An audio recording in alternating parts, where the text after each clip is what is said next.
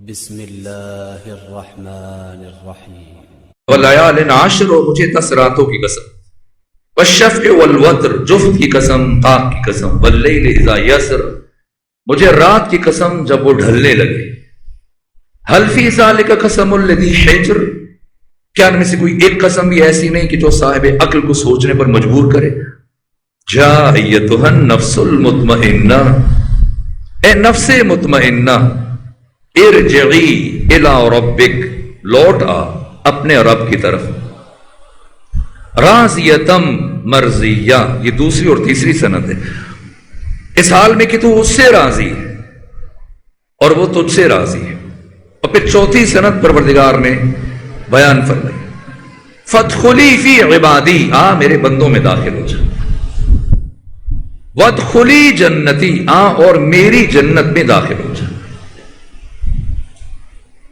یہ اعزازات اور یہ تعارفات جوان توجہ کریں گے پروردگار حسین ابن علی کے تعارف کے لفظوں میں۔ استاد حق شہید مرتضی مطہری نے تحریر کیا کہ اس عالم ہست و بود میں نفس مطمئنہ کا بارز ترین اور اتم ترین مصداق سرور و سالار شہیدان امام حریت حسین ابن علی علیہ آلاف طیب وسلم، یہاں تک کہ عبد الفتاح عبد المقصود ڈاکٹر عباس محمود عقاد مصر کے مایاناس اہل سنت عالم سلام مستشرقین غیر مسلم اسلام شناس جنہوں نے کربلا سے متعلق قلم اٹھایا، سب نے اس بات کو تحریر کیا کہ جس چیز نے روز عاشور دشمنوں کو ورطہ حیرت میں ڈال رکھا تھا وہ یہ کہ ایک طرف کم سے کم 36,000 کا لشکر ہے، وہ مضطرب ہے، بے چین ہے، اور دوسری جانب حسین ابن علی زخموں سے چور، بھوکے اور پیاسے، لیکن جیسے جیسے روز عاشور مصائب کے پہاڑ ٹوٹ رہے تھے ویسے ویسے حسین ابن علی کے چہرے پر طمانینت اور اطمینان کے آثار میں اضافہ ہوتا چلا جا رہا تھا۔ اس ضمن میں روایات ہے لیکن اب بیان کا وقت نہیں۔ یا ایتھا النفس المطمئنہ ارجعی، یہ دوسری سند ہے لیکن وقت نہیں کہ میں اس کی وضاحت کروں۔ الی ربک، اپنے رب کے پاس، راضیتن، تو اس سے راضی، وہ تجھ سے راضی، فادخلی فی عبادی، آ میرے بندوں میں، یہ چوتھی بڑی سند ہے جو اللہ حسین ابن علی کے لیے بیان فرما رہے ہیں۔ یہ غیر معمولی شرف ہے، مقام ہے۔ عبادی، نفس کے بندے بہت ہیں، شیطان کے، ابلیس کے، دولت کے، خواہشوں کے، عبد ہونا اور ہے، عبدہ، یہ کتنا بلند درجہ ہے کہ اللہ جب ختمی مرتبت کو معراج پر لے کر گیا تو کن لفظوں سے تعارف کروایا؟ کیا کہا؟ سبحان الذی اسری بنبیہ، سبحان الذی اسری برسولہ، سبحان الذی اسری بحبیبہ، نا سبحان الذی اسری بعبدہ۔ اور تشہد میں جب آپ ختمی مرتبت کی، ختم نبوت کی گواہی دیتے اس سے پہلے کیا کہتے ہیں؟ عبدہ، بلند ترین درجہ ہے، فرق ہے، عبد بہت ہیں، عبدہ، کیا فرق ہے عبد میں عبدہ میں؟ جاہل ہوں، بات پھیلا دوں گا۔ مرحوم اقبال نے کس طرح سے سمندر کو کوزے میں سمیٹا اور ایک شعر میں عبد اور عبدہ کا فرق بیان کیا، کہا عبد دیگر عبدہ شیء دیگر، عبد اور ہے، عبدہ اور ہے۔ اقبال کیا فرق ہے دونوں میں؟ کہا عبد دیگر عبدہ شیء دیگر، ان سراپا انتظار ان منتظر، عبد وہ ہے جو کوہ طور پر کھڑے ہو کر حق تعالی کی تجلی کے ظہور کا انتظار کر رہا ہے، اور عبد وہ ہے جس کا بزم عرش پر خود خدا انتظار کر رہا ہے۔ فادخلی فی عبادی وادخلی جنتی، آ اور میری جنت میں۔ لوگوں نے سمجھا ہوا ہے کہ شاید جنت ایک مکان ہے، جیسے ایک ریسٹورنٹ ہوتا ہے، ایک پارک ہوتا ہے، ایک ہوٹل ہوتا ہے، آپ بھی آ جائیے اور فرشتے کھڑے دیکھ رہے ہیں، ٹکٹ آپ کے پاس ہے، آپ بھی آ جائیے۔ نہ، جنت ایک ذی مراتب اور ذی درجات مقام ہے۔ جیسے آپ مجلس کے اختتام میں دعا کرتے ہیں کہ پروردگار کسی مرحوم کے لیے اگر مجلس ہو، کیا کہتے ہیں؟ پروردگار مرحوم کے درجات کو بلند فرما، اس لیے کہ جنت کے درجے، مرتبے ممکن ہے ہم سب کے سب جنت میں جائیں، اور یہ بھی ممکن ہے کہ کبھی ایک دوسرے سے ملاقات نہ ہو. ہر ایک کی جنت اس کے علم، اس کی معرفت، اس کے عمل میں خلوص اور خلوص کی گہرائی کے مطابق الگ الگ ہے. اسی لیے اللہ نے قرآن میں فرمایا ہے کہ اللہ یتوفی الانفس حین موتہا، اللہ وفات کرتا ہے. وفات استعمال کیا موت کے لیے. عام طور پہ ہم فوت کہتے ہیں، فوت غلط ہے. وفات مشتق ہے مادہ وفا سے، جس کا مطلب ہے اخذ بالتمام، پورے کا پورا کسی شے کو اپنی تحویل میں لے لینا. پیغمبر نے صحابہ کو، چونکہ دقیق باتیں تھیں، اور ایک بوڑھا شخص اگر مسلمان ہو رہے تو اسے یہ بات کیسے سمجھائے پیغمبر، تو پھر مثالیں پیغمبر کے یہاں زیادہ ہیں. قبرستان سے گزر رہے تھے اور ایک جنگ سے واپسی بھی مردے کو زندہ کیا، اور زندہ جب کیا اس مردے کو تو وہ ادھر ادھر دوڑنا شروع ہوا اور کہا کہ میری رسی کہاں. یہاں تک کافی دیر ڈھونڈتا رہا، دائیں بائیں رسی تلاش کرتا رہا. پھر ختمی مرتبہ سے اس کی پچھلی حالت میں واپس لوٹایا. آگے بڑھے اور صحابہ کرام سراپا حیرت بنے ہوئے. عرض کیا یا رسول اللہ، یہ رسی کیوں تلاش کر رہا تھا؟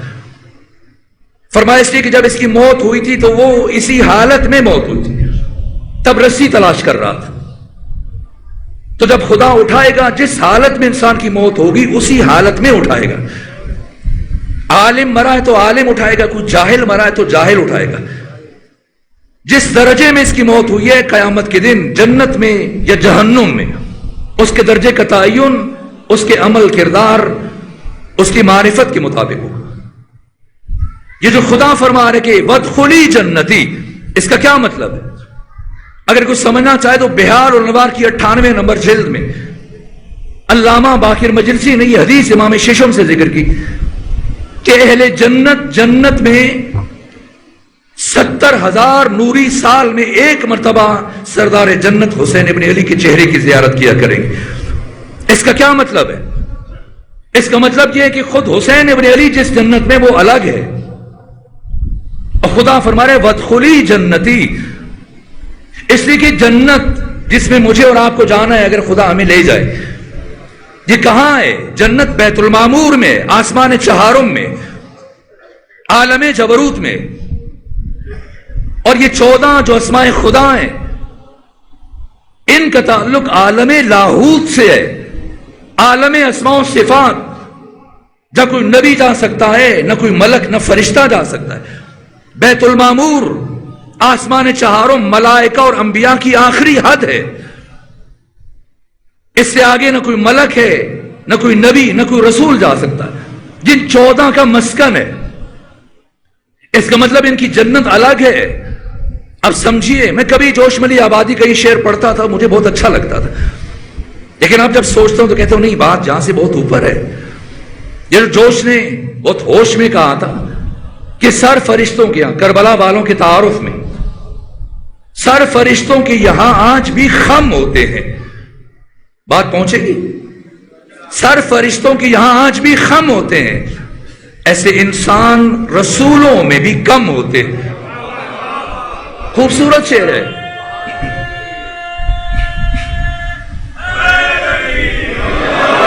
شعر خوبصورت ہے، وہ میں بارہا ایسے پڑھتا بھی رہا، چند سال برابر پڑھتا رہا، لیکن اب اس مرحلے میں پہنچا ہوں کہ میں سمجھتا ہوں کہ نہیں، جوش سے بھی اصحاب حسین کا تعارف نہیں ہو سکا. یہ 72 کون ہے؟ اس لیے کہ جب میں نے بہار کی حدیث پڑھی ہے کہ اہل جنت 70,000 سالوں میں ایک مرتبہ سردار جنت حسین ابن علی کے چہرے کی زیارت کا شرف حاصل کیا کریں گے. اور پھر روز عاشور جب سعید بن عبداللہ حنفی کے کردار کو پڑھا کہ 114 تیر کھانے کے بعد عشق حسین میں اس طرح سے استوار کھڑے کہ خود کو گرنے نہیں دیا. حالت نماز میں جب ابو ثمامہ ساعدی نے خواہش کی تھی کہ ہم نماز پڑھنا چاہتے ہیں آپ کے اقتداء میں، تو 2 شخصیتیں امام حسین کے سامنے کھڑی ہوئی تھی. ایک زہیر ابن قین آپ کی میمنہ کے سربراہ، اور دوسرے سعید بن عبداللہ حنفی. زہیر کو 17 تیر لگے تھے، انہوں نے روک لیے، کم تیر ان تک پہنچے. سعید براہ راست تیروں کی زد میں تھے. 114 تیر سر سے لے کے پاؤں تک آپ کو پیوست ہوئے. کتنے تیر کافی ہیں انسان کی موت کے لیے؟ 1 2 3 5 7 تیر کافی ہیں. کیسے ممکن ہے کہ ایک انسان 114 تیر کھا کے کھڑا ہے استوار صرف عشق حسین میں؟ محبت حسین میں اگر میں گر گیا تو کوئی تیر یوسف فاطمہ کو لگ جائے گا، اس لیے ہر تیر خود پر برداشت کیا. اور جب حسین ابن علی کی آواز آئی السلام علیکم ورحمۃ اللہ وبرکاتہ، اب سعید گرے، اور جب سعید گرے تو زمین پر نہیں گرے کیونکہ اتنے تیر لگ چکے تھے کہ آپ کا لاشا تیروں پر معلق ہو گیا، اور گرنے کی وجہ سے یہ تیر مزید آپ کے جسم میں اتر گئے. آخری سانسیں چل رہی ہیں، اور صاحب منہاج الدموع نے لکھا ہے کہ سعید نے رخ کیا امام حسین کی طرف، پوچھا اوفیت یا ابا عبداللہ، اوفیت یا ابا عبداللہ، اے حسین ابن علی کیا میں نے آپ کے ساتھ وفا کی، کیا میں نے آپ کا حق ادا کیا؟ سنے گے امام حسین نے جواباً کیا فرمایا؟ فرمایا یا سعید انت امامی فی الجنہ، اے سعید تو جنت میں ہمیشہ میری آنکھوں کے سامنے رہا کرے گا. اب سمجھیں حسین کی جنت کیا ہے، پھر سمجھ میں آئے گا کہ ان 72 کا مقام کیا ہے. اگر سعید جنت میں ہمیشہ حسین کی نگاہوں کے سامنے ہے تو اس کا مطلب کیا ہے کہ جس جنت میں حسین رہتے ہیں اسی جنت میں یہ 72 رہتے ہیں. جہاں نہ کوئی ملک جا سکتا ہے، نہ کوئی نبی جا سکتا ہے، نہ فرشتہ، نہ رسول. فادخلی فی عبادی، آ میرے بندوں میں داخل ہو جا. وادخلی جنتی، آ میری جنت میں داخل ہو جا. بس اب سمیٹوں. والفجر، مجھے فجر کی قسم، مصداق فجر حسین ابن علی. فجر کا معنی جو امام راغب اصفہانی نے بیان کیا مفردات راغب میں، وسیع شگاف. وقت کے اس حصے کو فجر کیوں کہتے ہیں؟ چونکہ یہ رات کی تاریکی کے پردوں کو چاک کر دیتا ہے. امام حسین کو اللہ نے قرآن میں فجر سے تشبیہ کیوں دی؟ اس لیے کہ 50 سال کی ظلمتوں کو اور تاریکیوں کو نور حسین ابن علی اس طرح سے ختم کیا، اور ایسے دنیا میں، عالم میں فجر طلوع ہوئی کہ دوست دشمن حق باطل سب کے چہرے الگ الگ کر دیے. والفجر، مجھے فجر کی قسم. ولیال عشر، اور مجھے 10 راتوں کی قسم. کون سی 10 راتیں؟ جو ابھی آپ نے گزاری ہیں. اگر فجر سے مراد حسین ابن علی تو یہ 10 راتیں بھی وہی ہیں جو حسین کے ساتھ خاص کر دی پروردگار. والشفع والوتر، جفت کی قسم، طاق کی قسم. وقت نہیں ہے ابھی کہ میں ان کا معنی کروں. واللیل اذا یسر، بس اس کا معنی کرنے سے پہلے رک کر اللہ نے قرآن میں امام حسین کو فجر سے کیوں تشبیہ دی؟ ابھی ماہ محرم گزرا ہوں، مجھے افسوس ہوتا ہے، اس لیے میں نے تاکید مجھ سے خواہش بھی کی گئی اور مجھے بھی اچھا لگا، اور اب یہ جملہ میں رک کر اس لیے عرض کر رہا ہوں. عام طور پر ماہ محرم میں جیسی محرم کا آغاز ہوتا ہے تو یہ چیزیں بیان کی جاتی ہیں کہ امام حسین نے قیام کیوں فرمایا، تو پھر یہ بیان کیا جاتا ہے اس لیے قیام فرمایا کہ یزید ابن معاویہ نے آپ سے بیعت کا مطالبہ کیا. پہلی بات تو بچے اور جوان یہ لکھ لیں اور ضبط کر لیں کہ یزید نے امام حسین سے بیعت کا مطالبہ نہیں کیا، نہ اس نے خط لکھا ہے نہ اس نے خط بھیجا ہے. یہ خط امیر شام کی زندگی میں لکھا گیا، اور لکھوانے کے بعد اس نے اپنے قاصد کو روکا. جب اطباء ماہرین ابن اسال، اس کا خصوصی طبیب اس کے سرانے کھڑا تھا، اور اس کے تمام وزیر اور مشیر اور خواص دائیں بائیں کھڑے تھے، اور اس کی سانسیں اٹکی ہوئی تھی. اس نے کہہ رکھا تھا کہ جیسی میری موت کا یقین ہو جائے تو بلا فاصلہ قاصد کو مدینے حسین ابن علی کی طرف روانہ کیا جائے.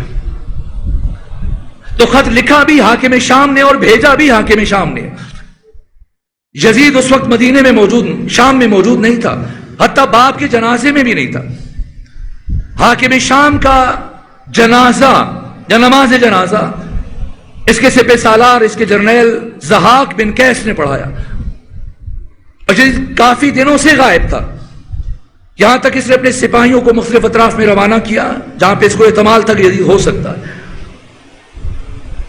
اور 3 دن گزرنے کے بعد چوتھے دن یزید پلٹ کر آیا، اور ان 3 دنوں میں شام کی اور پوری حکومت 3 بر اعظموں کی ضحاک بن قیس کے ہاتھ میں تھی. اور جب یزید آیا تو اس نے حکومت اسے لوٹائی. بس یہ خط یزید نے نہیں لکھا نہ بھیجا ہے، یہ حاکم شام نے لکھوایا بھی اور بھیجا بھی. کیوں بھیجا ہے؟ 3 بر اعظموں میں، یہ ابن خلدون نے لکھا، 9.5 کروڑ مسلمان زندگی گزار رہے ہیں، جبکہ سابقہ 10 سالوں میں حاکم شام پوری اسلامی دنیا سے، بصرہ سے، کوفہ سے، طائف سے، حجاز سے، مکہ سے، مدینہ سے، خراسان سے، مصر سے، شامات سے، فلسطین سے، کنسرین سے، لبنان، ہر جگہ سے بیعت لے چکا ہے۔ جب سب سے بیعت لے چکا ہے تو پھر حسین ابن علی سے بیعت لینے کے لیے اتنا اصرار کیوں ہے؟ کیا مجبوری ہے؟ بنو امیہ اور حاکم شام کی مجبوری ہی ہے۔ وہ یہ چاہتا ہے کہ بنو امیہ اور یزید مسلمانوں پر بنام دین حکومت کریں، اور دین کا اور خلافت کا ٹائٹل اس وقت تک بنو امیہ کو نہیں مل سکتا چاہے 9.5 کروڑ مسلمان اس کی تائید کر لیں اور بیعت کر لیں، جب تک کہ زمانے کا محمد مصطفیٰ اس کی تائید نہ کرے۔ یہ بنو امیہ کی مجبوری ہے۔ لیکن آئے سمجھے کہ امام حسین نے قیام کیوں فرمایا۔ اس لیے مدینہ چھوڑا اور قیام کیا کہ آپ سے بیعت کا مطالبہ کیا گیا۔ اب سوال یہ کہ اگر امام حسین سے بیعت کا مطالبہ نہ کیا جاتا تو کیا آپ قیام نہ فرماتے؟ تب بھی قیام فرماتے۔ اس لیے قیام فرمایا امام حسین نے کہ اہل کوفہ نے آپ کو خط لکھے۔ اہل کوفہ کے تو فرشتوں کو بھی نہیں خبر تھی کہ حاکم شام مر چکا ہے، انہیں مہینہ بعد پتہ چلا ہے۔ اور امام حسین اسی شب، جس شب بیعت کا مطالبہ کیا گیا، 3 گھنٹے کے فاصلے سے، یہ امام حسین کی تیاری تھی، فوراً سے مدینہ سے روانہ ہو گئے۔ 5 دن سفر کیا اور 3 شعبان کو آپ مکہ پہنچے، اور مکہ میں امام حسین کو 1 مہینہ 12 دن گزر چکے ہیں آئے ہوئے، اور یہ تقریباً 1.5 مہینہ گزرنے کے بعد قیس ابن مسہر سیداوی اور سعید بن عبداللہ حنفی اہل کوفہ کے خطوط لے کر آئے امام حسین کے پاس دعوت دینے کے لیے۔ اس کا مطلب ہے کہ اہل کوفہ کے خطوط کے جواب میں امام حسین نے مدینہ نہیں چھوڑا۔ نہ اس لیے مدینہ چھوڑا کہ آپ سے بیعت کا مطالبہ کیا گیا، بیعت کا مطالبہ نہ کیا جاتا تب بھی حسین قیام فرماتے۔ نہ اس لیے آپ نے مدینہ چھوڑا کہ آپ کو خط لکھے گئے، مدینہ میں کون سا خط آیا تھا؟ پھر کیوں قیام فرمایا؟ اب سمجھنا ہے تاکہ فجر کا مفہوم روشن ہو جائے۔ اگر امام حسین قیام نہ فرماتے تو کیا ہوتا؟ امام حسین کے پاس کئی راستے تھے۔ یزید کی بیعت نہ کر کے امام حسین خود کو بچا سکتے تھے، نہیں بچا سکتے تھے؟ بیعت نہ کریں پھر بھی بچا لیں۔ عبداللہ ابن زبیر نے یزید کی بیعت کی تھی؟ نہیں کی تھی۔ عبداللہ ابن زبیر، اس کے بھائی جعفر بن زبیر، منذر بن زبیر، چاروں بھائیوں نے یزید کی بیعت نہیں کی۔ منذر نے 1 لاکھ لیا تھا حاکم شام سے، لیکن بعد میں وہ پیسے بھی کھا گیا اور بیعت بھی توڑ دی، باقیوں نے سر سے بیعت کی ہی نہیں۔ امام حسین نے بھی 28 رجب کو مدینہ چھوڑا، اور عبداللہ ابن زبیر نے بھی 28 رجب کو مدینہ چھوڑا۔ البتہ فرق تھا 2 کرداروں میں، زمین آسمان کا فرق ہے۔ ادھر امام حسین چل رہے تھے 28 رجب کو، ادھر عبداللہ ابن زبیر اپنے بھائیوں کے ساتھ، گھر والوں کے ساتھ چل رہا تھا، اور جاتے ہوئے آ کر رکا امام حسین کے پاس، کہا کہ ایک مشورہ دوں۔ امام نے فرمایا کہو۔ کہا کہ آپ معروف راستوں سے مکہ نہ جائیں۔ جیسے آج کل پاکستان میں ایک سیاسی پارٹی کے لیے مشکلات ہیں، اور کبھی کبھی جب کچھ احتجاج ہوتا ہے تو پھر پکڑ دھکڑ کا سلسلہ شروع ہوتا ہے، تو پھر کارکنان عام طور پر چونکہ سڑکوں میں ناکے لگے ہوتے ہیں تو پھر وہ چھپ چھپا کر ادھر ادھر غیر معروف راستوں سے جاتے ہیں۔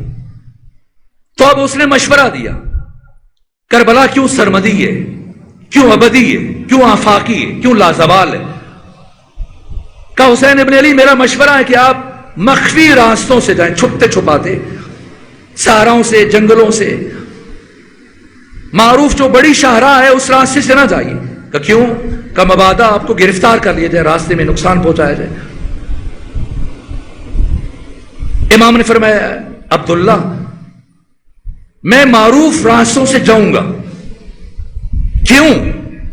اس لیے کہ حسین نہیں چاہتا کہ وہ تاریخ میں ایک باغی اور مفرور کی حیثیت سے پہچانا جائے۔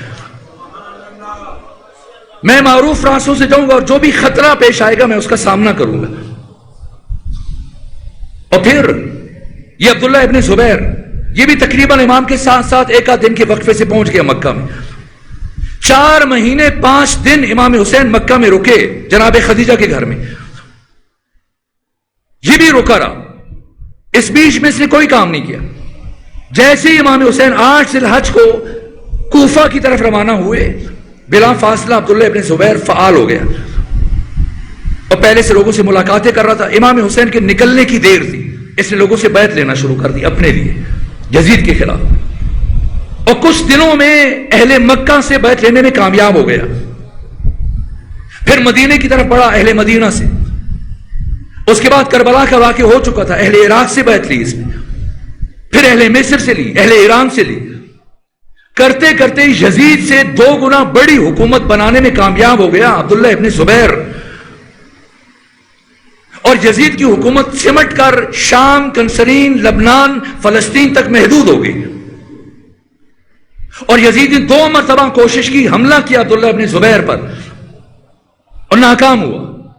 مکہ پہ حملہ کیا, شکست کھائی. مدینہ پہ حملہ کیا, عبداللہ ابن زبیر سے شکست کھائی. پھر 3 سال 8 مہینے 14 دن حکومت کر کے یزید مر گیا. اس کے بعد مروان بن حکم برسر اقتدار ہوا اور 9 مہینے حکومت کی. جیسا مولا متقیہ نے فرمایا تھا کہ جتنی دیر کتا چھینکنے کے بعد اپنی چھینک کو زبان سے صاف کرتا ہے, اے مروان تو اتنی دیر حکومت کرے گا, اور 1 سال بھی تمہاری حکومت پوری نہیں ہو پائے گی. ایسا ہی جیسے مولا متقیان کی پیشن گوئی اہل سنت علماء نے لکھی. 9 مہینے حکومت کرنے کے بعد مروان بن حکم اپنی بیوی کے ہاتھ سے قتل ہو گیا. جب سو رہا تو اس نے تکیہ رکھا, سانس بند ہوئی, مر گیا. اس کے بعد معاویہ ثانی برسر اقتدار آیا, لیکن چند دنوں کے اندر ہی اس نے اظہار برات کیا, باپ سے دادا سے ان پر لعن طعن کی اور حکومت سے الگ ہوا. اسے مروان نے مروا دیا. پھر مروان آیا اور پھر اس کا بیٹا عبد الملک بن مروان 64 ہجری میں اس کی حکومت شروع ہوئی, 86 ہجری تک. جیسے مولا متقیہ نے فرمایا کہ تمہارا بڑا بیٹا 20 سال سے زیادہ حکومت کرے گا. ایسی ہوا, 22 سال حکومت کی اس نے. اور 73 ہجری تک عبد الملک بن مروان اس نے کئی بار حملے کیے مکہ مدینہ پر, اور عبداللہ ابن زبیر کی حکومت کو ختم نہیں کر سکا. اور 73 ہجری میں حجاج بن یوسف کے ذریعے سے عبداللہ ابن زبیر کی حکومت کو ختم کرنے میں کامیاب ہوا, اسے قتل کیا. تو 12 سال حکومت کی عبداللہ ابن زبیر نے. تو اب آپ سمجھیں کہ عبداللہ ابن زبیر یزید کی بیعت نہ کر کے نہ صرف یہ کہ قتل نہیں ہوا, بلکہ یزید سے بڑی حکومت بنانے میں کامیاب ہو گیا. تو کیا عبداللہ ابن زبیر کی حیثیت سماجی اعتبار سے, اقتصادی اعتبار سے, خاندانی اعتبار سے, دینی اعتبار سے امام حسین سے زیادہ تھی؟ اگر یہ حکومت بنا سکتے تو کیا امام حسین حکومت نہیں بنا سکتے تھے؟ پھر آپ نے یہ طریقہ کیوں اختیار کیا اور کوفہ کیوں گئے؟ در حالی کہ 28 رجب کو مدینہ میں اور پھر مکہ آنے کے بعد برابر لوگ آپ کو مشورے دیتے رہے, اور اخلاص سے مشورے دیے بعض لوگوں نے. ام سلمہ نے کہا بیٹا حسین جہاں جی چاہتا ہے جائیں, عراق نہ جائیں. محمد حنفیہ نے کہا بھیا اگر کہیں جانا چاہتے تو یمن چلے جائیں, وہ آپ کے وفادار ہوں گے, انہوں نے آپ کے بابا کے ساتھ بھی وفا کی ہے. عراق نہ جائیں. عبداللہ ابن عمر نے مشورہ دیا کہ آپ قبیلہ بنو ثقیف کے پہاڑی علاقوں میں پناہ گزین ہو جائیں, جگہ بدلتے رہیں. یزید آپ کا کچھ نہیں کر سکے گا, آپ بھی زندہ رہیں گے, آپ کے بچے, عیال, گھر والے محفوظ رہیں گے. عبداللہ ابن زبیر نے مشورہ دیا کہ فرزند رسول آپ ہندوستان چلے جائیے, اسلامی سرزمین سے باہر نکل جائیں, آپ محفوظ رہیں گے. امام حسین یزید کی بیعت نہ کر کے بھی زندہ رہ سکتے تھے, اپنے عیال کو بچا سکتے تھے. پھر آپ نے کوفہ کا انتخاب کیوں کیا, کربلا کا انتخاب کیوں کیا ہے؟ شہید مطہری کہتے ہیں جتنے لوگ امام حسین کو مشورے دے رہے تھے یہ سب کے سب اس حقیقت کو شیشے میں دیکھنے کی صلاحیت نہیں رکھتے تھے جو حسین ابن علی اینٹ اور پتھر میں دیکھنے کی صلاحیت رکھتے تھے. انہیں نظر آ رہا تھا اگر حسین عراق میں جائیں گے قتل کر دیے جائیں گے. کیا حسین نہیں جانتے تھے؟ پھر کیوں یہ انتخاب کیا ہے؟ ظاہر ہے کہ بہت تفصیلی موضوع ہے, لیکن میں 2 جملے عرض کر کے آگے بڑھوں, بات سمیٹ لوں. سمجھنا ہے اگر حسین ابن علی کربلا نہ جاتے تو کیا ہوتا؟ کیوں اللہ نور حسین کو روز عاشور کو فجر سے تشبیہ دے رہا ہے؟ یہ بات میں عرض کیا کرتا ہوں، چند سال پہلے ایک مقام پر جب یوم حسین منایا گیا تو سید العلماء علامہ نکن اس کی قیادت کر رہے تھے. برابر 3 دن علماء، دانشور، دیوبندی، بریلوی، اہل حدیث، حنفی، شافعی، مالکی، حنبلی، حتی عیسائی، ہندو، سکھ، مختلف ادیان، مذاہب، مکاتب فکر کے افراد آ کر امام حسین کو خراجی عقیدت پیش کر رہے تھے. اور موضوع یہ تھا یوم حسین کا کہ اگر حسین کربلا نہ جاتے تو کیا ہوتا. تو ہر ایک نے اپنی دانش کے مطابق گفتگو کی، شعر میں، نظم میں، نثر میں. اور تیسرے دن سب سے آخر میں علامہ نکن کی نوبت تھی. لیکن ہوا یہ کہ جب ان کی باری آئی تو اذان مغرب سے 5 منٹ رہ گئے تھے. تو لوگوں چہروں پہ اداسی چھا گئی کہ بھلا 5 منٹ میں یہ کیا بات کریں گے. اور دور و نزدیک سے جو لوگ سمٹ کر اکٹھے ہوئے تھے ان کے بیان کو سننے کے لیے تو اداس ہوئے. جب ان لوگوں چہروں پہ اداسی دیکھی تو کہا پریشان نہ ہو، میں 5 منٹ سے پہلے اپنی گفتگو سمیٹنے میں اور ختم کرنے میں کامیاب ہو جاؤں گا. موضوع یہ تھا کہ اگر حسین کربلا نہ جاتے تو کیا ہوتا. یہ جملہ بہت عام ہے لیکن میں کچھ عرض کرنا چاہ رہا ہوں. علامہ نکن آئے اور کہا کہ سنو، اگر حسین ابن علی کربلا نہ جاتے تو آج نماز جمعہ بدھ کے دن پڑھی جا رہی ہوتی. البتہ بدھ کے دن حاکم شام کا نماز پڑھانا یہ عجیب نہیں ہے، بدھ کے دن اہل شام کا نماز جمعہ پڑھ لینا یہ عجیب ہے. یہاں پھر ہزاروں سوال پیدا ہوتے ہیں، لیکن ظاہر ہے کہ وہ ایک الگ موضوع ہے. یہ انہوں نے کہا، شاید وقت کم تھا اور وہ اشارہ دے کر گزر گئے. میں جو چند سالوں سے تاریخ اسلام پڑھ رہا ہوں، عاشورہ اور کربلا کے حقائق کا مطالعہ کر رہا ہوں، میں اس نتیجے پر پہنچا اگر حسین ابن علی کربلا نہ جاتے تو کیا ہوتا. آج صرف نماز جمعہ بدھ کے دن نہ پڑھی جا رہی ہوتی بلکہ ہر معروف منکر بن چکا ہوتا، ہر منکر معروف بن چکا ہوتا، ہر واجب کو ہم حرام سمجھ کر چھوڑ چکے ہوتے، ہر حرام کو واجب سمجھ کر عمل کر رہے ہوتے.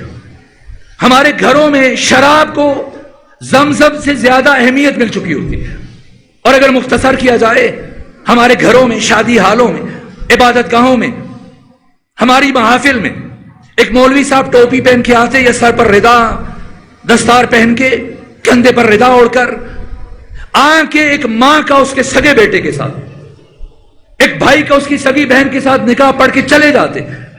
اور ہم سب مٹھائیاں تقسیم کرنے کے بعد، ایک دوسرے کو مبارکباد دینے کے بعد اپنے اپنے گھروں میں چلے جاتے اور کسی ایک فرد کو احساس تک نہ ہوتا کہ کتنا بڑا ظلم ہوا ہے. اگر حسین ابن علی کربلا نہ جاتے، کربلا کیوں گئے؟ امام حسین جنگ جیت سکتے تھے.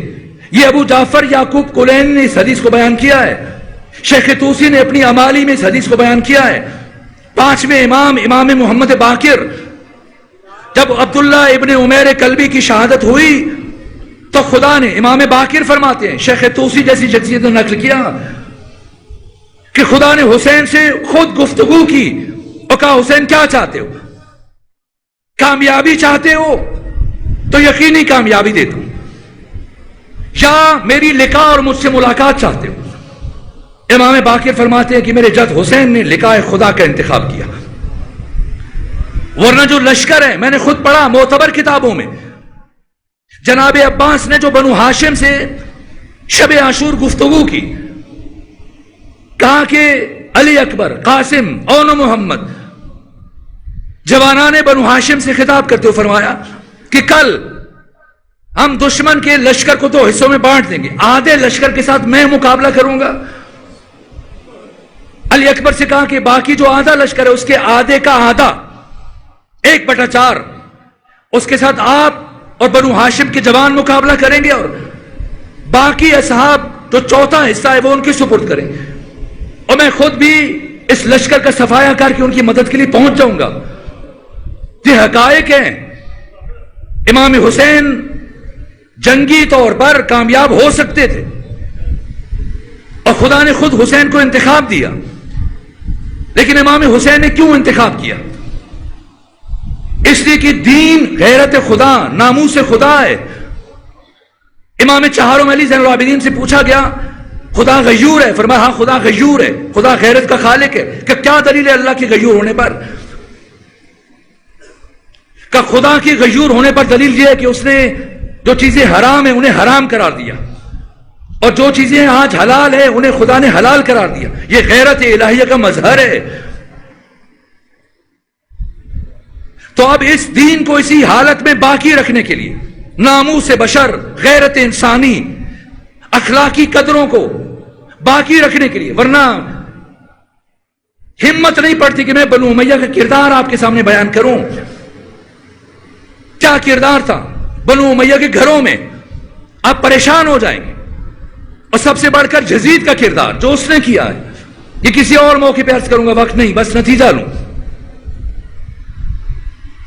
اور جو حاکم کا کردار ہوتا ہے وہ تدریجاً پورے عوام میں سرایت کر جاتا ہے. امام حسین نے روز عاشور اپنے خون سے ایک خط کھینچ کر بنو امیہ کے کردار کو ان کے گھروں تک محدود کر دیا اور غیرت انسانی کو بچا لیا. اس لیے مرحوم اقبال نے کہا حسین نے کیا کیا ہے، کوئی مبالغہ نہیں، کہ نقش اللہ بر سہرا نوشت. حسین نے کیا کہا، کیا کیا، کہ حسین نے اللہ کو، اللہ کا مطلب کیا، الہ کا مطلب کیا ہے، لا الہ الا اللہ، نہیں ہے کوئی معبود. نہ امام راغب اصفہانی نے اس معنی قبول نہیں کیا جس کی عبادت کی جائے، جس کی پوجا کی جائے. نہ، الہ یعنی حاکم اعلی، ورنہ آپ بے شک پوجا کریں، خدا کی عبادت کریں، لیکن باقی زندگی میں خدا کی اطاعت نہ ہو. حاکم اعلی یعنی اللہ کی حاکمیت زندگی کے ہر شعبے میں، اسے کس نے باقی رکھا ہے؟ اقبال کہتے ہیں نقش اللہ بر صحرا نوشت. حسین نے اللہ کو کربلا کی سرزمین پر لکھا. اور وہ اللہ نہیں جو ملا اس کی مشقیں کرتا ہے اور ورد کرتا ہے. سطر عنوان نجات ما نوشت، صرف لکھا. اقبال کہتے ہیں نہیں، کہا. ان کے زیر تیغ گوید لا الہ، وہ حسین کی جو تلوار کی دھار کے نیچے لا الہ کہہ رہے تھے، کوئی معبود نہیں، کوئی حاکم اعلی نہیں. جو شعر جس کے لیے میں نے جملہ عرض کیا، توحید ختم ہو جاتی 61 ہجری میں. اللہ کی قسم توحید خدا ہمیشہ کے لیے صفحہ ہستی سے محو ہو جاتی. یہ اقبال کہہ رہے ان کی از خونش بروید لا الہ. عالم دین تشریف فرما، ان سے رویدن مصدر ہے، اس کا معنی پوچھئے. رویدن اگنا، نئے سرے سے پھوٹنا. کیا کیا حسین نے؟ اقبال بتا رہے نقش اللہ بر سہرا نوشت، سطر عنوان نجات ما نوشت. ان کے زیر تیغ گوید لا الہ، ان کے از خونش بروید لا الہ.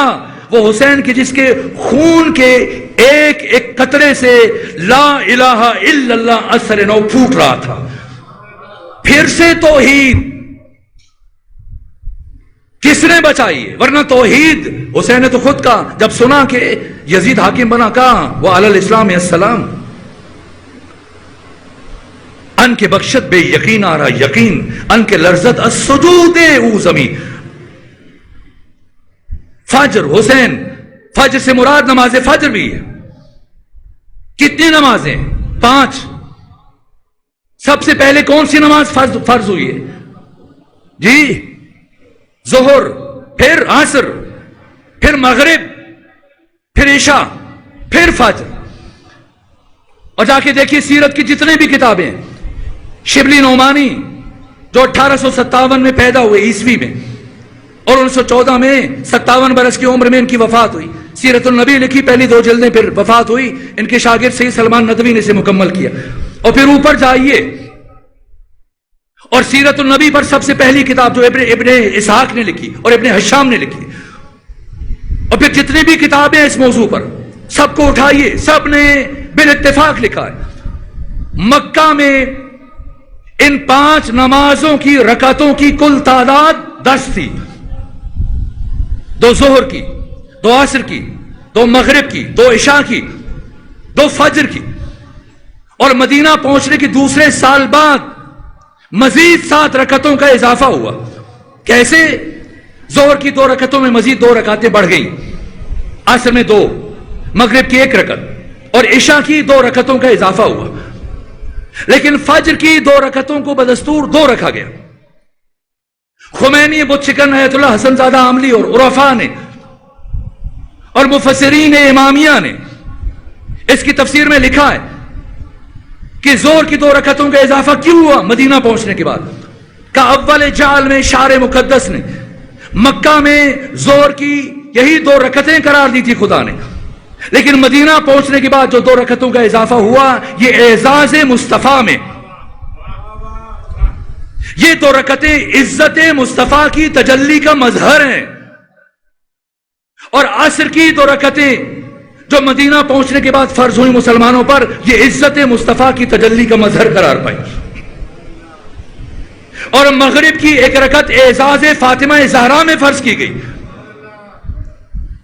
اور عشاء کی 2 رکعتوں کو اعزاز امام حسن مجتبی پر اللہ نے اپنی عبادت میں 2 رکعتوں کا اضافہ کیا. لیکن فجر کی 2 رکعتوں کو پروردگار نے بدستور 2 رکھا. کیوں؟ بشر کو یہ سمجھانے کے لیے کہ جو کچھ خدا کا ہے وہ سب حسین کا ہے. ابھی آپ اسلام آباد میں بیٹھے، اگر یہاں سے مری چلے جائیں، لاہور چلے جائیں، کراچی چلے جائیں، تو آپ کی 4 رکعتی نماز قصر ہو جائے گی. زور کی 4 کے بجائے 2 پڑھیں گے، عصر کی 4 کے بجائے 2 پڑھیں گے، عشاء کی 4 کے بجائے 2 پڑھیں گے. لیکن سفر میں بھی مغرب کی 3 رکعتیں 3 پڑھی جائیں گی، اور فجر کی 2 رکعتیں 2 پڑھی جائیں گی. کیوں؟ سوال کریں خدائے حکیم جب ظہر و عصر و عشاء میں تخفیف رکھی اور قصر کی گنجائش رکھی ہے، تو پھر مغرب اور فجر میں تخفیف کیوں نہیں رکھی؟ تو کیا حکمت ہے جو خمینی بت شکن فرماتے ہیں؟ اس لیے کہ اللہ اپنا حق بھی معاف کر سکتا ہے، اپنے نبی کا حق بھی معاف کر سکتا ہے، علی کا حق بھی معاف کر سکتا ہے، حسن کا حق بھی معاف کر سکتا ہے، لیکن پروردگار کبھی بھی نہ حق کے فاطمہ زہرا معاف کر سکتا ہے، نہ حق کے حسین ابن علی معاف کر سکتا ہے. کیا کیا حسین نے؟ کچھ بھی نہیں چھوڑا. حسین ارادہ خدا کے مظہر ہیں، حسین خود خدا کی مرضی بن گئے. روز عاشور جب حر ابن یزید الریاحی حسین ابن علی کی بارگاہ میں حاضر ہوئے، آنکھوں پر پٹی باندھے ہوئے بیٹے غلام کے ساتھ، آ کے عرض کیا فرزند رسول کیا خدا مجھے بھی معاف کر دے گا؟ دیکھیں 25 ذی الحج کو اس نے امام حسین کا راستہ روکا ہے. 2 محرم 7 دن برابر ایسے گھوڑے کو موڑ کے آگے نہیں جانے دے رہا تھا کوفہ کی طرف. تو اب شرمندہ ہیں کہ فرزند رسول اتنا بڑا جرم کیا ہے، میری وجہ سے آپ یہاں کے رکے، کیا خدا مجھے معاف کر دے گا؟ دنیا کا کوئی بھی انسان ہوتا امید دلاتا، دعا کروں گا. یہ حسین ہے، جس حسین نے خدا کے ساتھ تجارت کی ہے، جس حسین نے خدا کے ساتھ معاملہ کیا. ادھر حر نے کہا اے حسین کیا اللہ مجھے معاف کر دے گا؟ بلا فاصلہ لبھائے حسینی میں جنبش پیدا ہوئی. منہاج الدموع، دمۃ الثاقبہ، نفس المحموم، اللحوف، مقتل کی جو کتاب مرضی اٹھائیں. جیسی حر نے کہا بلا فاصلہ حسین کے لبوں میں جنبش پیدا ہوئی. فرمایا حر جا، اللہ نے تمہیں معاف کیا. حسین کون ہے؟ اور خوش نصیب ہے وہ جو حسین کے ساتھ معاملہ کر لے. میں ماضی کے اگر واقعات بیان کروں تو شاید اس کے لیے گھنٹے چاہیے. صرف کرم حسین، جود حسین، عطا حسین بیان کروں کہ مستقل کتابیں لکھی گئی. میں آج کی بات کروں، کچھ جوان عراق میں مسجد بنا رہے تھے، ساتھ حسینیہ امام بارگاہ تعمیر کر رہے تھے، اور ان کا کام رک گیا. بس دیواریں بنائی، کچھ کام کیا، لیکن اب لوگوں کے پاس جاتے ہیں مدد کے لیے تو کوئی خاص مدد نہیں کر رہا. کام ایک مرحلے پر پہنچ کر ٹھہر گیا. یہاں تک کسی نے کہا کہ ایک تاجر ہے اور امید ہے کہ وہ تمہاری خاطر خواہ مدد کر دے گا، اگر اس سے جا کر اپنی مشکل بیان کرو تو ممکن ہے کہ تمہیں کسی اور کے پاس جانے کی ضرورت نہ رہے. یہ جوان امید لے کر پہنچے اس تاجر کے پاس، اور جب مسئلہ بتایا کہ ہم مسجد بنا رہے ہیں، حسینیہ بنا رہے ہیں، ہمیں مدد چاہیے، کام کئی مہینوں سے رکا ہوا ہے، تو اس تاجر نے سن کر اپنی چیک بک ان جوانوں کی طرف بڑھائی، کیا لکھ دو جو چاہیے. ایک جوان نے کہا اتنی لکھنا کہ وہ انکار نہ کر دے، اتنی زیادہ نہ لکھ دینا کہ وہ سرے سے دیکھ کر کہے کہ جاؤ میں نہیں دیتا، اتنی لکھنا کہ وہ دے دے۔ دوسرے نے کہا یہ اتنے عرصے سے ہم پریشان ہیں، کبھی ایک کے پاس کبھی دوسرے کے پاس، تو جب اس نے چیک بک دی ہے تو لکھ دو جتنی ہماری ضرورت ہے، جس سے ہماری یہ بلڈنگ مکمل ہو جائے، ہو سکتا ہے یہ دے دے اور ہمیں کسی اور کے پاس جانے کی ضرورت نہ رہے۔ تو بالآخر انہوں نے اپنی مطلوبہ رقم، جیسے مسجد اور بارگاہ کی عمارت مکمل ہو سکتی تھی، تخمینی لاگت وہ لکھ دی، اور ڈرتے ڈرتے وہ چیک بک واپس اس تاجر کی طرف بڑھائی، اور اس تاجر نے قلم اٹھایا اور رخ دوسری طرف کیا اور اس چیک بک پر دستخط کر دی اور چیک پھاڑ کے انہیں دے دیا، جاؤ۔ اور جب انہیں چیک دیا تو ایک جوان نے کہا کہ آپ دستخط کرنے سے پہلے ایک دفعہ دیکھ لیتے، ہو سکتا ہے کہ ہم نے اتنی رقم لکھ دی ہو کہ وہ بہت زیادہ ہو، اور اتفاق سے ایسا ہی ہم نے بہت زیادہ رقم لکھ دی، تو آپ نے بغیر دیکھے دستخط کر دیے۔ اس تاجر نے ایک جملہ کہا میرا حسین ابن علی کے ساتھ معاملہ کچھ الگ ہے۔ یہ چیک لے کے گئے، کیش کروایا، پھر تھوڑے عرصے میں مسجد بارگاہ مکمل ہو گئی، مکمل ہوئی، اور کچھ سالوں کے بعد اس تاجر کی وفات ہوئی۔ اور ایک فقیہ ہیں، وہ کہتے ہیں میں نے اس تاجر کو خواب میں دیکھا، جس رات اس تاجر کی مومن کی وفات ہوئی اور منکر و نکیر قبر میں آئے حساب کے لیے، تو جیسے انہوں نے حساب شروع کیا تو فوراً سے آواز بلند ہوئی کہ حسین ابن علی اس مومن کی قبر میں تشریف لا رہے۔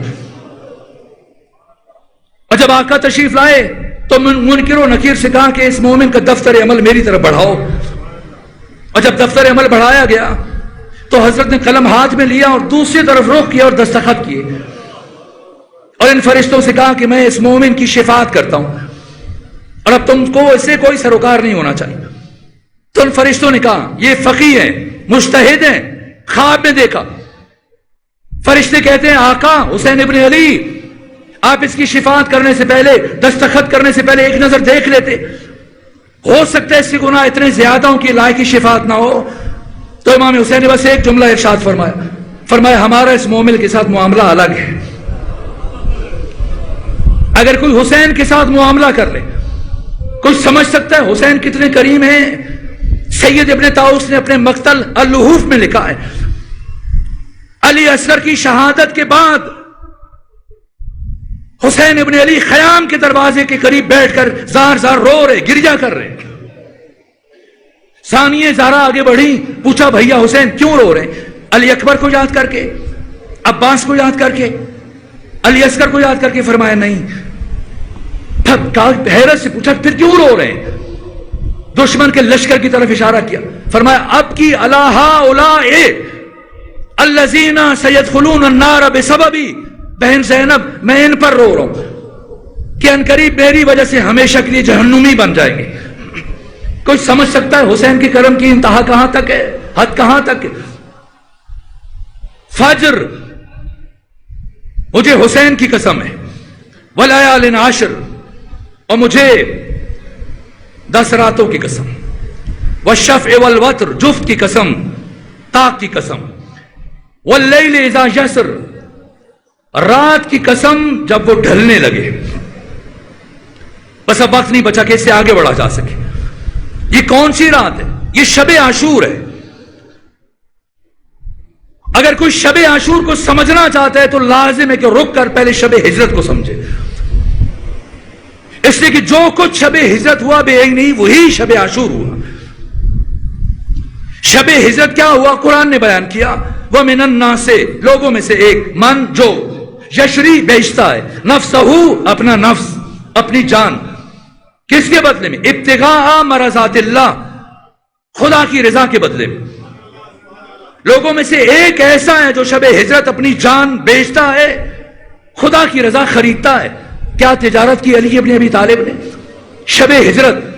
علامہ نکن کہتے ہیں ساری دنیا کے تاجر مل کر دن کے اجالے میں وہ تجارت نہ کر سکے جو علی ابن ابی طالب نے رات سو کر نیند میں تجارت کی۔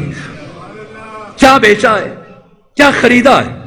شب ہجرت علی نے اپنی جان بیچ دی، اور خدا کی رضا، یہ میں کیوں عرض کر رہا ہوں؟ آج بسا اوقات بعض افراد سوشل میڈیا پر بیٹھ کر ایسی گفتگو کرتے ہیں کہ علی ابن ابی طالب نے پیغمبر اور جناب سیدہ کی رحلت کے بعد فلاں کی بیعت کر لی تھی۔ علی کے ساتھ کسی کی بیعت کی نسبت دینے سے پہلے اس آیت کو قرآن سے نکالنا پڑے گا، ورنہ اگر یہ آیت ہے تو قیامت تک بتاتی رہے گی کہ علی کون ہے جس نے شب ہجرت اپنی جان خدا کو بیچی، خدا کی رضا خود خریدی۔ تو پھر علی کی جان کس کے پاس ہے؟ نفس علی خدا کے پاس ہے، اور خدا کی رضا کہاں ہے؟ علی کے پاس ہے۔ نفس علی خدا کے پاس، رضا خدا علی کے پاس۔ اگر کسی کو علی سے بیعت لینے کا اتنا شوق ہے تو جائے خدا کے پاس کہ نفس علی وہاں ہے، اور اگر کسی کو رضی اللہ بننے کا شوق ہے تو وہ علی کے دروازے پر آ جائے، اس لیے کہ رضا خدا یہاں ہے، اس لیے کہ رضا خدا یہاں ہے۔ اگر اس کا سر آ کر علی کے دروازے پر جھک گیا تو رضی اللہ بن جائے گا، اور سر نہ جھکا اور وہ بدبخت اٹھ کر علی کے مقابلے میں آ گیا، رضی اللہ تو نہیں بنے گا، لعنت اللہ علیہ یقیناً بن جائے گا۔ تو جو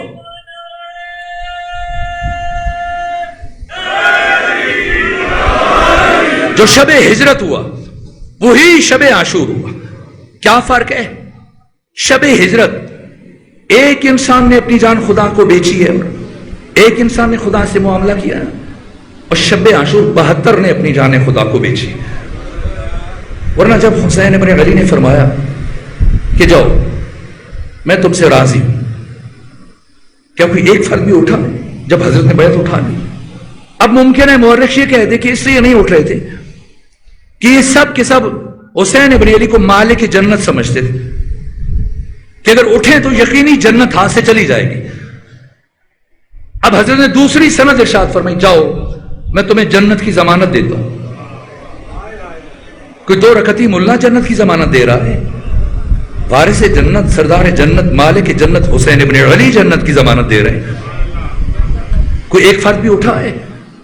اب ممکن ہے مورخ یہ تجزیہ دے اس لیے نہیں اٹھ رہے تھے کہ آنکھوں کی شرم مانے تھی کہ حسین ابن علی کو دیکھتی آنکھوں کے ساتھ دشمنوں کے بیچ چھوڑ کے کیسے چلے جائے۔ اب فرمایا بیٹا علی اکبر چراغ خیمہ کو گل کر دو، چراغ بجھا دو۔ ایک چراغ بجھا، 72 چراغ جل اٹھے۔ وزن کریں کہ ایک جملہ عرض کروں، آج مجھے بتایا گیا کہ حضرت ابو الفضل عباس کے علم کی شبیہ برآمد ہوگی۔ شرمندہ ہوں، وقت ختم ہوا، لیکن کچھ جملے جناب عباس علیہ الصلوۃ والسلام سے متعلق عرض کرتا، لیکن اب بس ایک جملہ کہوں۔ امام حسین نے جب چراغ بجھانے کی بات کی تو کس کا نام لیا؟ علی اکبر کا۔ عالم دین تشریف فرمائیں، ہمارے استاد ہیں، آج آ کے مقتل کی تاریخ کی کتابیں پڑھیں، جب چراغ جلانے کی بات آئی تو کس کا نام لیا؟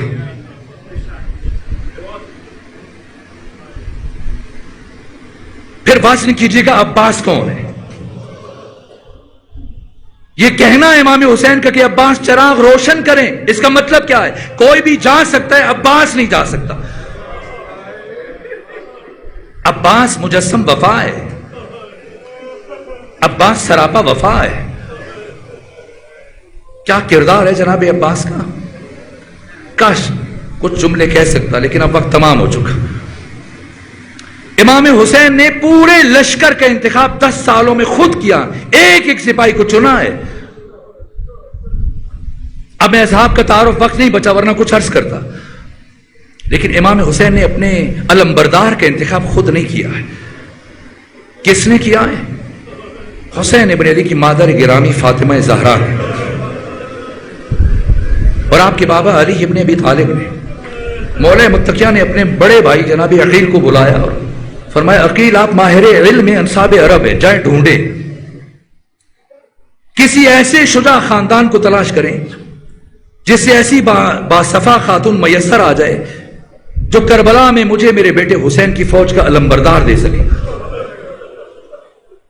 جناب عقیل تتبع و تفوس کرتے ہوئے ڈھونڈتے ہوئے کہاں پہنچے؟ قبیلے بنی کلاب کے سردار جناب حزام کے پاس بیٹھے، گفتگو شروع کی اور جیسے بیان کیا کہ میں امیر المومنین کی طرف سے خواستگاری کا پیغام لے کے آیا ہوں، تو جناب حزام اٹھ کر کھڑے ہو گئے. میں اتنا خوش نصیب کہ داماد مصطفیٰ میرا داماد بن سکے، مجھے قبول ہے. لیکن جناب عقیل نے کہا کہ میرے بھائی علی نے یہ کہہ کے بھیجا ہے کہ باپ کے علاوہ خود بیٹی سے بھی پوچھا جائے، اگر اس کی مرضی شامل ہو تب حق دوں گا. جناب حزام نے اپنی زوجہ کو، بیٹی جن کا نام فاطمہ تھا، لقب ام البنین تھا، بھیجا کہ امیر المومنین کی طرف سے خواستگاری کا پیغام آیا ہے، آپ کا جواب کیا ہے؟ کیا جواب دیا؟ کہ ماں مجھے اور تو کچھ نہیں پتا کہ اس مرحلے پہ مجھے کیا کہنا چاہیے. ہاں میں یہ جانتی ہوں کہ رات جب میں سو رہی تھی میں نے عالم خواب میں ایک انتہائی نورانی چہرے والی بیوی کو دیکھا، جنہوں نے میری پیشانی چوم کر مجھ سے کہا کہ میں تمہارے نبی کی بیٹی فاطمہ زہرا ہوں،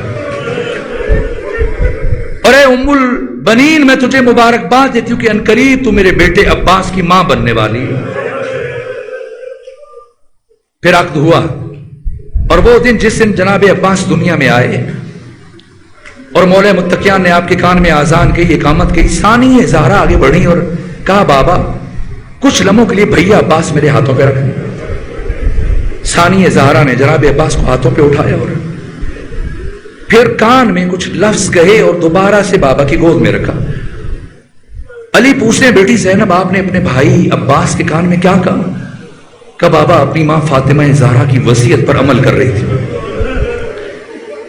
ماں فاطمہ زہرا نے دنیا سے جاتے ہوئے بستر شہادت پر مجھے یہ وصیت کی تھی، اے بیٹی زینب جب تمہارا بھائی عباس دنیا میں آئے تو اسے گود میں اٹھا کر، ہاتھوں میں اٹھا کر اس کے کان میں میرا سلام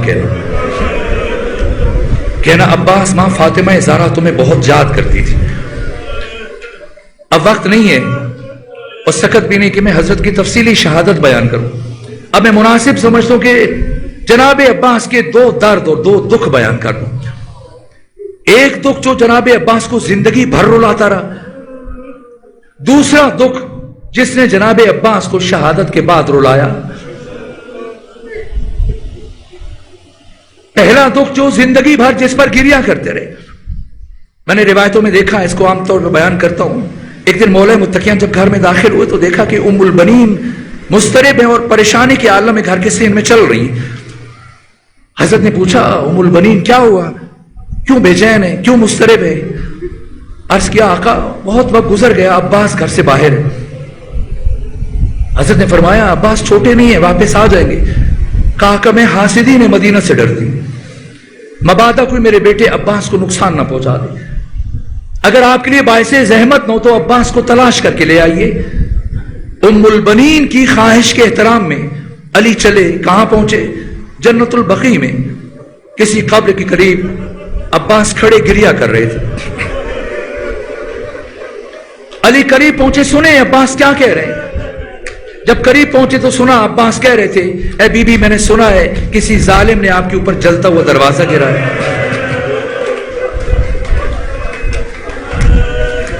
اے بی بی میں نے سنا ہے کسی شقی نے آپ کے ہاتھوں پر تازیانے مارے ہیں. اے بی بی میں نے سنا ایک ظالم نے آپ کے رخسار اطہر پر تماچا مارا ہے. اے بی بی کاش میں ہوتا تو دشمن سے پوچھتا کہ تجھے اتنی بڑی جرت کیسے ہو گئی. یہاں تک کہ مولا متقیان آگے بڑھے، جناب عباس کو سینے سے لگایا، اپنے ساتھ گھر لے کے آئے. راستے میں پوچھا بیٹا آپ کیسے آئے؟ آپ کی والدہ آپ کے لیے بے چین ہے. کہ بابا میں گھر میں قرآن مجید کی تلاوت کر رہا تھا اور مجھے محسوس ہوا کہ برابر کوئی مجھے آواز دے رہا ہے، اور جب میں نے غور کیا تو مجھے جنت البقیع کی طرف سے آواز آ رہی تھی اور کوئی مجھ سے یہ کہہ رہا تھا بیٹا عباس میرے قریب آ جاؤ، میں تمہاری ماں فاطمہ ہوں، میں قریب سے تمہارے وجود کی خوشبو کو محسوس کرنا چاہتی ہوں.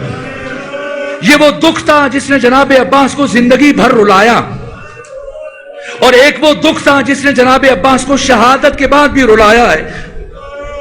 وہ کون سا دکھ ہے؟ جب اسیروں کا قافلہ کربلا سے چلا شام کی طرف، تو راستے میں جب یہ قافلہ کوفے میں داخل ہوا، ایک صحابی رسول ہے جن کا نام ہے زید ابن ارقم، انہوں نے آگے بڑھ کر امام سجاد کو سلام کیا، السلام علیکہ یا ابن رسول اللہ۔ جب کربلا سے لے کر کوفے تک کے سارے راستے میں پہلی مرتبہ سید سجاد نے کسی کو سلام کرتے ہوئے سنا تو ہتھکڑی بھرے ہاتھوں سے توق بھری گردن اٹھائی اور کہا، کون ہے اس غربت کے عالم میں ہمیں سلام کے قابل سمجھنے والا؟ اس بوڑھے صحابی رسول نے عرض کیا، آقا پہچانا نہیں؟ میں آپ کے جد کا صحابی زید ابن ارقم ہوں، اور میں آپ کے جد کی زیارت کے لیے مدینہ جا رہا تھا اور راستے میں پتہ چلا، میرے علم میں نہیں تھا۔ پوچھا، جناب زید آپ مدینہ لے جائیں گے؟ عرض کیا، ہاں فرزند رسول جاؤں گا۔ اس کے بعد امام سجاد سے کہنے لگے، زید ابن ارقم فرزند رسول اگر کوئی پیغام ہو تو دے دیں اپنے جد کے لیے۔ امام سجاد نے اونٹوں کی طرف اشارہ کیا اور کہا، اے زید کیا اب بھی کسی پیغام کی ضرورت ہے؟ جا کر مدینہ میرے جد رسول اللہ کو بتا دینا، یا رسول اللہ تیری بیٹیوں کو سر برہنہ کھلے سر بازاروں اور درباروں میں چھوڑ آیا ہوں۔ اس کے بعد جناب زید ابن ارقم نے ایک مرتبہ امام سے پوچھا، آقا یہ سر جو تلاوت کر رہا ہے یہ سر کس کا ہے؟ فرمایا، پہچانا نہیں؟ یہ میرے بابا حسین کا سر ہے۔ ایک مرتبہ پوچھا، یہ جو دو سر ایک ساتھ نظر آ رہے ہیں؟ فرمایا، یہ میری پھوپھی زینب کے اون و محمد کے سر ہے۔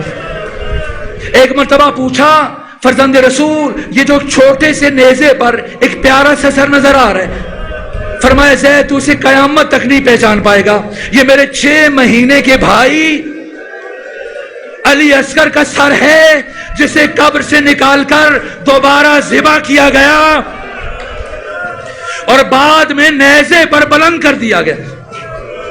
بس آخری جملہ عرض کروں میرے عزیزوں، ایک مرتبہ جناب زید نے گھوم کر چاروں طرف شہیدوں کے سروں کی طرف دیکھا اور دیکھنے کے بعد پوچھا، آقا کیا عباس نے ساتھ نہیں دیا؟ آقا کیا عباس نے ساتھ نہیں دیا؟ امام نے فرمایا، جناب زید خاموش ہو جائیے، اگر آپ میرے جد کے صحابی نہ ہوتے میں آپ سے ناراض ہو جاتا۔ آپ نے میرے چچا عباس سے متعلق ایسے سوچا کیوں؟ کہا، آقا مجھے معاف کر دیجئے، میں نے اس لیے پوچھا، حد قاسم کا سر نیزے پر، حد علی اکبر کا سر نیزے پر، حد اون و محمد کا سر نیزے پر، یہاں تک کہ علی اصغر کا سر نیزے پر، مجھے عباس کا سر کہیں نظر نہیں آیا۔ امام نے فرمایا، زید وہ دیکھیں سفید گھوڑے کی گردن میں میرے چچا عباس کا سر ہے، سن سکیں گے جناب عباس کے سر کو گھوڑے کی گردن میں کیسے آویزاں کیا گیا؟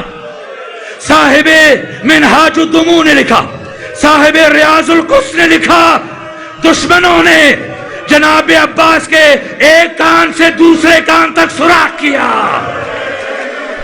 پھر رسی کو گزارا، اس رسی کو گھوڑے کی گردن میں لٹکایا۔ ایک مرتبہ آخری جملہ عرض کر رہا ہوں، امام سجاد کہتے ہیں، چچا میرے جد کا صحابی پوچھتا ہے، سارے شہیدوں کے سر نیزوں پہ بلند ہے، عباس کا سر کیوں گھوڑے کی گردن میں ہے؟ تو جواب آیا، صحابی رسول کو بتائیں میرے سر کو بھی کئی مرتبہ گھوڑے کی کئی مرتبہ نیزے پہ بلند کیا گیا، لیکن جب میں نے نیزے کی اونچائی سے علی کی بیٹیوں کو، محمد مصطفیٰ کی نواسیوں کو بے مکنا و چادر دیکھا، میں نے اپنے سر کو نیچے گرا دیا۔